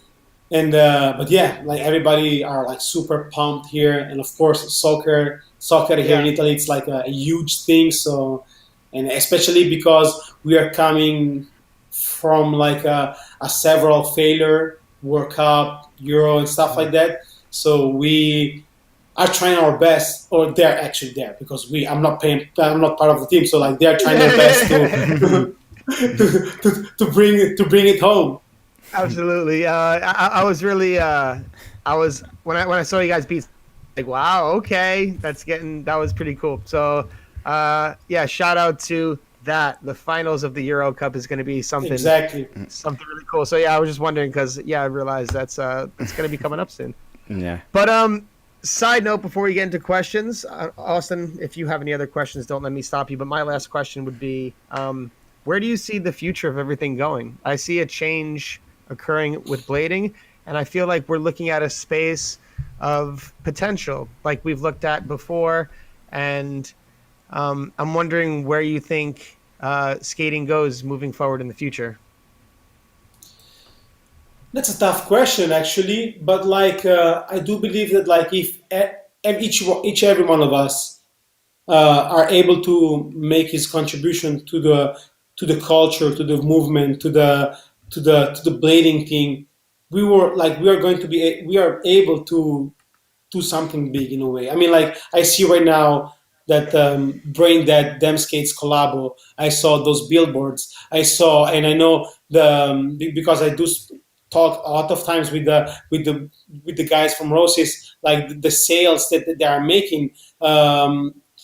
It seems that it's going to be a huge thing in the future. We never know what's going to happen, but like I do believe that like if every one of us are making like little things, we are able to bring up the wall like in a second. You know, I don't know if it make any sense. Like if everyone is making his own thing that contributes to the culture and contributes to the movement of blading, we are able to bring it to another level, and like we are able to bring it where it deserves to be for some reason. Like if it makes any sense. Mm-hmm. Because it always been like the underground thing, the underground movement. I do believe that like we deserve to have like more spotlight. For example, I always be. I was like, man, like if there was the money that like in blading, there was the money that there were in soccer, it would be cool to see Aaron Feinberg having like a good life out of it, or DL, or I don't know, like I always wondered to see. Man, I'm losing myself actually because I'm kind of nervous. But yeah, like it will be cool to see blading where, in my opinion, has to be. I'm not gonna say that it has to be as mainstream as skateboarding is, but I do believe that, like, for example, people like John Julio, I would like to see John like earning a lot of money because of all of the effort that he did in skating. I really would like to see Jeff like earning a lot of money because of all the effort that he did. Ross, everybody. Like, I do really would like to see everybody in the culture not struggling because like the numbers that we do have at the moment. But like, I do believe that, like, if we all like making our contribution to help growing it, which means teaching to this one kid at the skate park, because that one kid could be the next John Bolino. He could be the next Chris Effie. Could you imagine if B-Bell wasn't as helpful that he was with Heffy back in the day? We couldn't have like no Heffy, right? So like, if we are all able to do our own our little thing to contribute to the movement, we are able to have like a brighter future, a brighter future. I'm sorry. No, absolutely. And by the way, like, thank you. I know English is your second language, and so I appreciate you taking this interview. We're talking for over an hour and a half now, and you've been absolutely killing it. So don't worry. No, ripping it. I'm pumped, and I'm just like me, overexcited. So I could tell the excitement in your voice. I also, it's funny because you mentioned Bolino, and I thought to make a point before and I didn't get to say it, but when we were talking about how we're doing the same thing, skateboarding, blading at the same spot, pretty much the same thing, Bolino brought a good analogy recently that I like. He said, we're all playing music, just using different instruments. I'm playing guitar, you're playing bass, you're playing drums, so I like that analogy. It's a very fun, inclusive analogy that I like. Exactly. That's good. That's true. That's a good. You get the point. Yeah. Makes perfect sense. Let's jam. Yeah, as I say, Exactly. we're all in a band. Let's jam. When we go to the skate park, we're all in the studio together. That's it. Let's jam. I wanted to get into questions, Austin. I don't know if you have any more questions before we get into it. We should get into questions. Yeah. No, go ahead. But before we do, I just wanted to say, once again, shout out to our sponsor, Blank by Rollerblade. I see some super chats out there. I want to say thank you to the super chatters. We split half of our super chats with our guest. So if you feel inclined to do so, just know that half of our super chats will be going to our guest. And again, you heard the spiel at the beginning of the episode. But if you feel inclined to support this podcast and future content that we're looking to produce, you can be a Patron for as low as $3 a month, and check out some of our stuff on there. So we have exclusive content on there, and we're going to be trying to build that. So thank you very much, everyone who is a Patreon, and thank you everyone who joins and shares and comments and is just a part of everything. Or thank you everyone who hits the like button, because that's just that's a cool thing to do. Hit the like button. Please like the video, definitely. But speaking of Patreon, can I shut the podcast down real quick? Because shut it down. I fucked up and forgot to do the monthly supporter giveaway at the top of the show. So we'll do it right now. Get some excitement in the middle of the show. Do a little. Look at this. It's like every show's a giveaway. We had a giveaway last show. We got a giveaway this show. Yeah. It's just a nonstop giveaway. And that's another thing. If you're a Patreon for $3 a month, we do a monthly giveaway every show where you get something from our online store. And if you win, you get a shirt, you get a hat, you get a mug. Maybe in the future we'll add some stuff if me and Austin end up getting some more free time in the future. But yeah. So there we go. Let's do our giveaway. Let's do it. Sorry. So, like we say, every month we do a random drawing from our Patreon. Either all the people names, our current Patreon supporters. Thank you all so much. We're going to pick a random winner here to get one of whatever they want from our online store. So, oh God, I don't want to say this name. Go for it, Billy. Eric Vandenhagel. Okay, there you go. Eric Vandenhagel. Yeah. I just went for it. I didn't do it good, but Eric Vandenhagel. That's way better than I would have done. Thank you, Eric Vandenhagel. Thank you, Billy, for saying that name. We'll reach out to you. You can win whatever you want from our online store, whether it be a T-shirt, a hat, a mug, whatever you want. You got it. We'll reach out to you. Thank you so much for supporting. And now we can get to our super chats and our questions. Let's do our super chats real quick. Okay, so. Oh, there are like super, oh man. Thank you so much, guys. Never expected. People love you, man. People love you. First of all, we got to hit it off with the classic Chad Hornish. he did a couple of 9 There. super chats, but thanks, Chad. We have another €1 from Tim Hawk. Thank you, Tim, Thank for you, Tim. supporting. We have more. Let me scroll down a little bit more. Here we go. Lee Doig, who says, even though you're going to beat us in the Euros, I still love you. My only request is use this money to fund your next skate project and come to Australia when the world is fixed. Love you, bro. Thank you, Lee. You're the best. Wow, he already said it. England's gonna lose. That's crazy. No question, but a super chat from Jose Fuentes, the homie Jose. Thanks, Jose. Miss you, brother. Thank you so much, Jose. Is Chad sneaking in again? And then you, we Chad. have Jay O'Neill, who says, Cousin Jay, keep spreading the positivity. What are your top 3 favorite skate videos? It's a good question for you, since you're so well-rounded in skate videos. Man, Jay, that's a tough one. How can I say that? Let me see. That's a super tough one. But yeah, Vuji 19, of course. It's not like 1, 2, 3, right? It's like they're there. Yeah, it top doesn't one, have to like be. one. Yeah. Exactly. Yeah. So, Vuji 19, Coup d'etat, and probably, fuck. Damn, that's a tough one. It's a battle. They're like VGs between VG16 and VG22, but like, yeah, VG19, Coup d'etat, and Can I have like a little like 1 second, checking around the wall? Take a look. Take a look at your family back there. You Yeah, have they're so many also to like choose from. some there, right there. You have so many to choose from. Huh? You got so many to choose from. Like so Sorry? many videos to choose from right behind you. Yeah, exactly. So many choose. Yeah, true. So I'm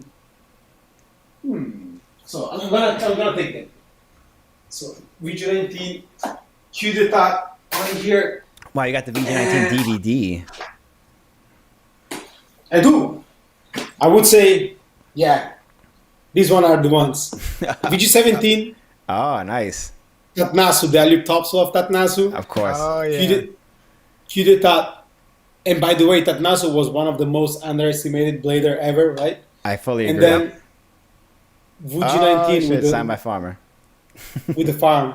But like, yeah, that's like a super tough question. I can name like Killer Boots for Car Strategies, Issue 1 from Life Plus, the IMYTA Collection 2002. That's like a pretty cool one. The Truth 2 is my favorite one.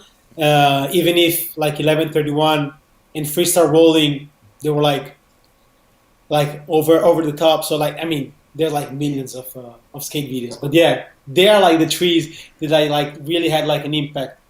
Of course, like VG22 and VG16 are right there in top like on the top 3. But yeah, Those are good choices. Definitely Wow. good choices. All right. Well, anyone watching, you got a bunch of homework to do, so check those out. Back to the super chats from Sean Michelson says, loving your passion and energy for the culture, Jason. Completing my Daily Bread collection was such a good feeling. Hoping you snatch up those last few issues you're needing, brother. Much love from one blade there to another. Whoa, he has them all. Damn, Sean, what the boss. That's awesome. I wonder how many people out there actually have a full collection of Daily Breads out there. I wonder if Sean has the full video group collection too. That'd be interesting if you have both. Wow. We have a super chat from Ray Mendez. Thank you, Ray. It says, you do a lot for blading, Jason. Amazing athlete, filmmaker, skate instructor, etc. It takes a lot of energy. How do you stay motivated? How do you keep the passion alive? And thank you for it.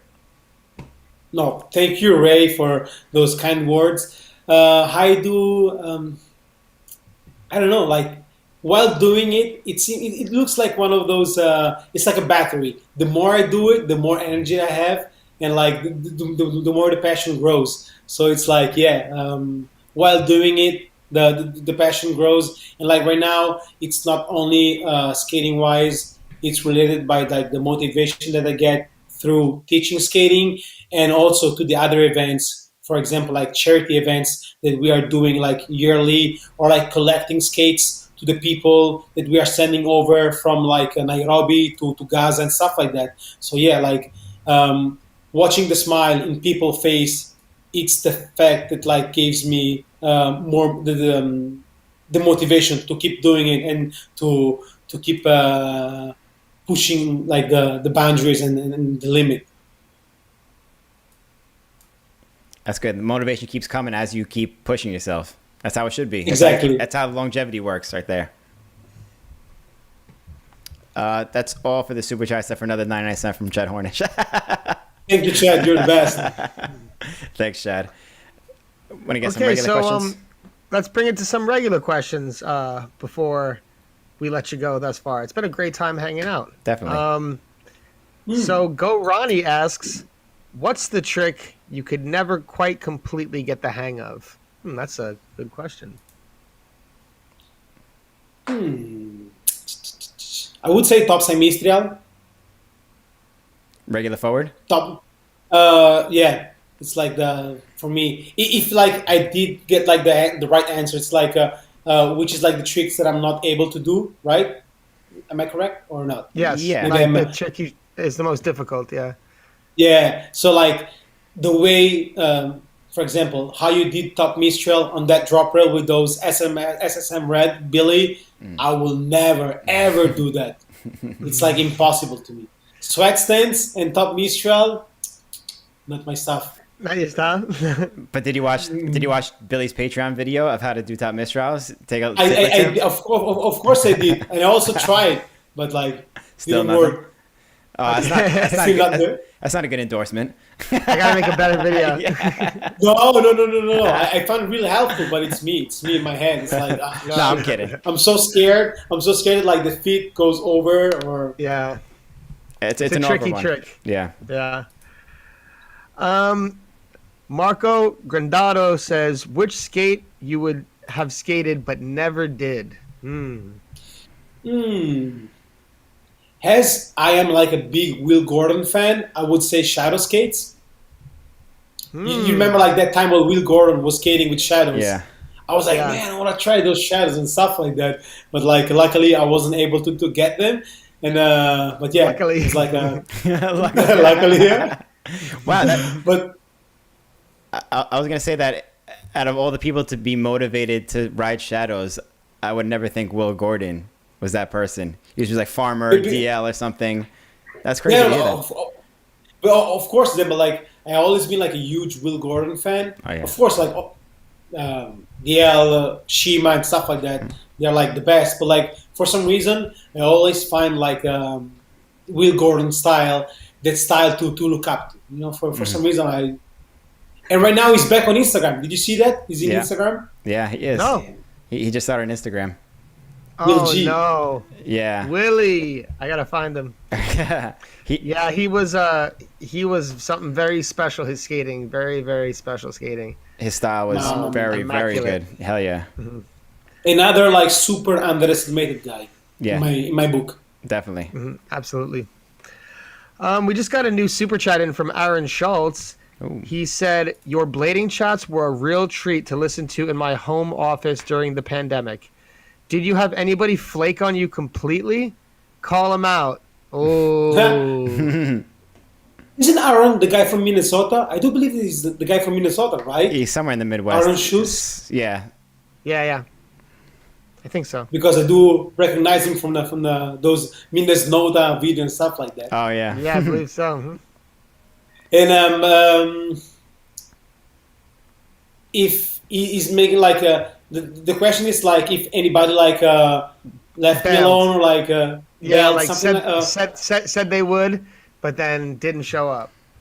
No, actually no. I was like lucky enough to be at the right moment at the right time to doing that because we were like all at home. So like for 3 months. I was like able to talk like with everybody because like everybody were like at home and stuff like that. Right now, it's harder to me to get the people into the show because right now like everything is like open and like we are able to go around. So like life, like in a way, it's going back to their normal schedule. But yeah, not that like anybody says like, oh yeah, I'll be there, and then he wasn't there.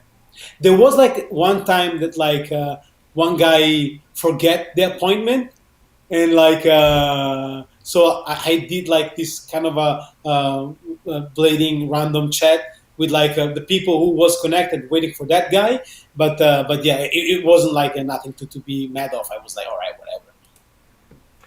Who was it? Yeah, I don't want to call any names. No, it was like Dominic Bruce. Oh. But like we laugh about it.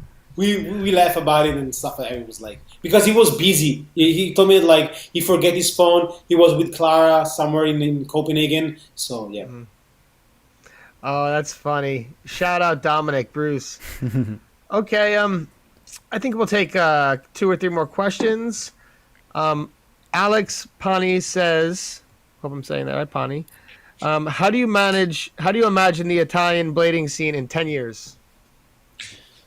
Oh, wow. I don't know. Hopefully, like super like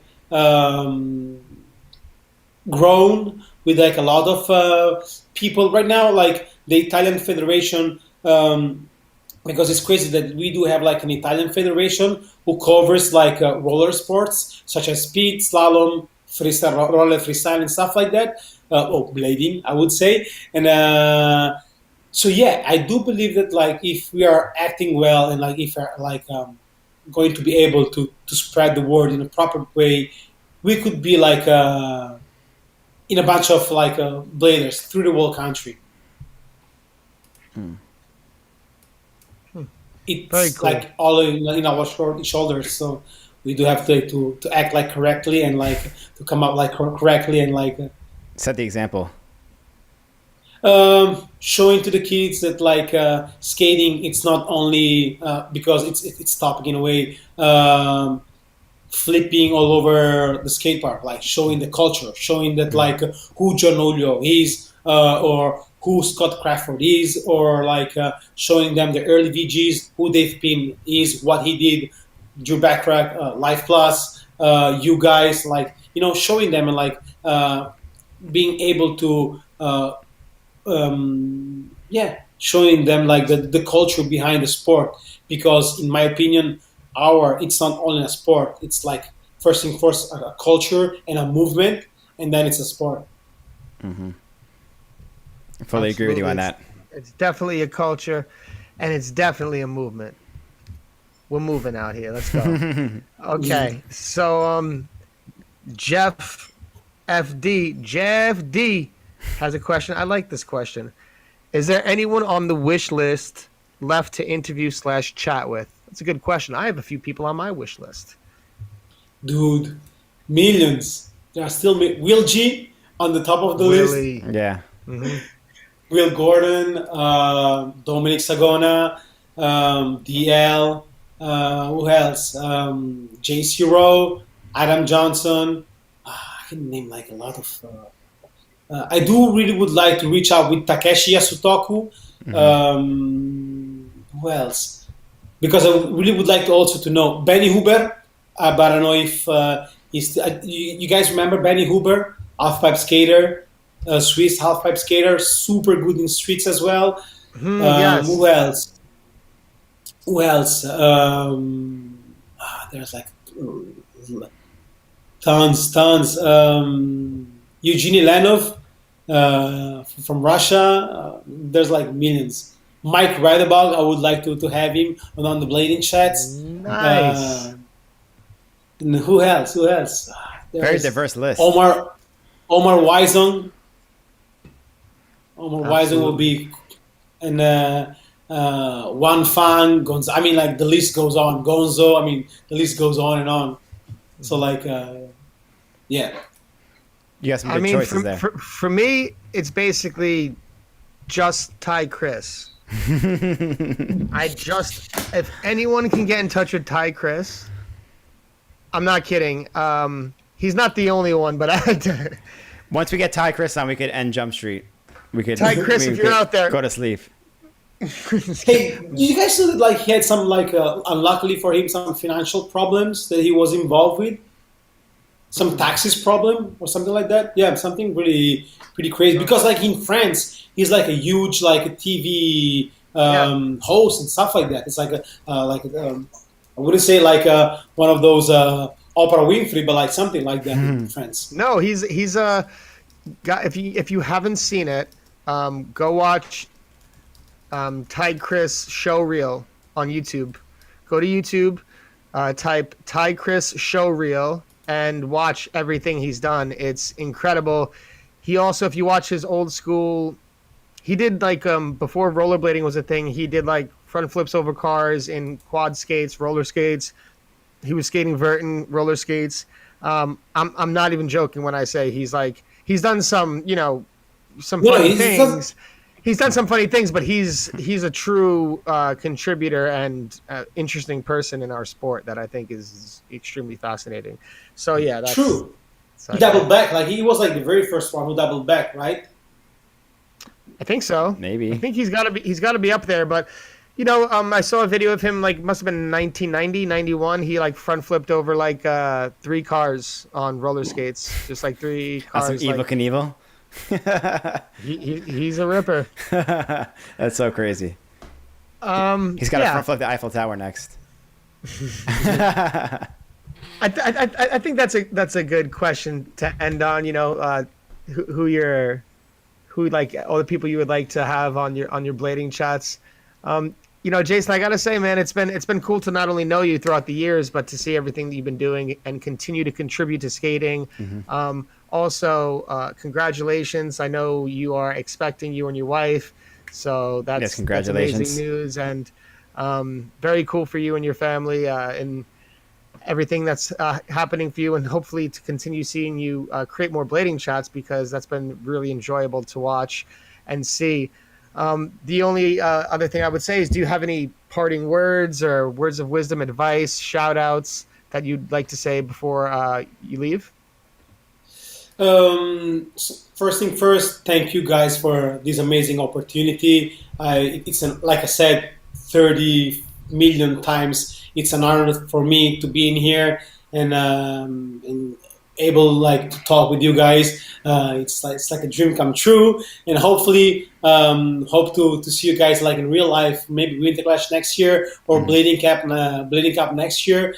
And but yeah, one thing that I would like to say, it's the fact that like skating is like it really changed my life, and I do really hope that changed like the life of like some random kid who started like skating tomorrow, like it changed my life. So like I do really hope to everyone who skate to find the passion and the wave of passion that really get over me and like made me the person that I am today. And I do really feel proud to be this person because of skating, because I was able to travel around, to know like different cultures, to experience different stuff that were able to build up my persona. And I do really hope for like the next generation to be, I wouldn't say like me, but like to be like attached to this culture that has like a lot of potential and really can brings you joy and like brings you something to do and to fall in love with. Preach it. That's awesome to say, and I think that's as good as a thing I think that is to end on, because I do think it's good. Yeah. I remember at the beginning of the show, before we got started, you wanted to mention something about an event that was coming up that you guys do every 3 years for your cousin. So I thought we should not end the episode. I can't believe we forgot it. So hopefully, would you like to talk about that for a second? Yeah, like it will be super cool. Like through the years, like I said earlier, like 2017, I lost my cousin, and I was wondering like to do something to commemorate her memory. So like we start this thing called it Together for Rowena, because her name was Rowena, and like we were able to combine the Filipino community who lives here in this small city where I do live, and the Italian community together in one day. So we were like, there was a catering, so like we were like eating pasta with ragu, or like the chicken adobo and stuff like that. And it was pretty cool to see the Italian community, Filipino community, sharing those cuisine thing, and through that, like watching skating and stuff like that. And like we were able to collect money. So like year after year, like we are doing this event to collect money. This year, it's not gonna happen. But like through the skating lesson, I was able to collect 900 euros.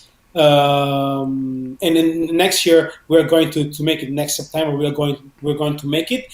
And yeah, we are like collecting money, and like we are like giving those money to the family right away after the event is finished.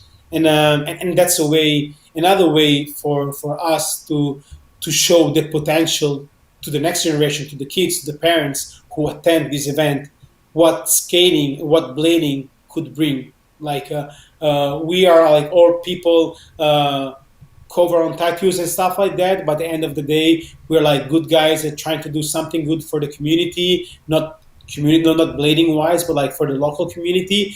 And that's happened through skating. So it is a way for me and for us to show what skating could bring in people's lives.